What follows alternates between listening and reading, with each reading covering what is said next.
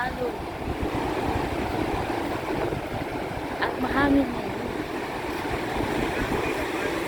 Ah,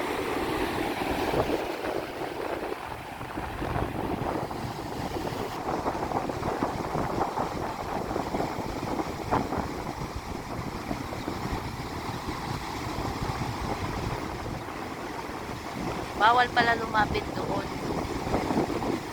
Kasi malakas kasi yung ano, kaya bawal punta.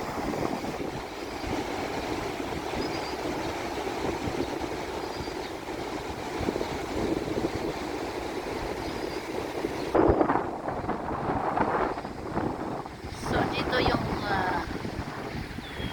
harap ng tubig.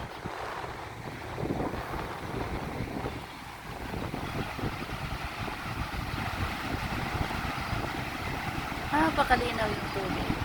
Pero malakas lang po yung alon at mataas yung tubig. Kaya pwedeng pumunta doon sa Makati. Kala ko nga makabasa-basa ako ng paa ko kahit medyo mahangin. Pero tama naman yun kasi para iwas disgrasya, kaya pinagbawal talaga lumapit doon sa malapitan. So yun dito yun. At medyo marami rin yung tao napunta kahit na medyo malamig kasi meron na rin naghiga rito at nagpainit. Ayan. So dahil sandali lang naman tayo yun dito dahil hindi tayo pupunta talaga sa basa. So alis na lang tayo.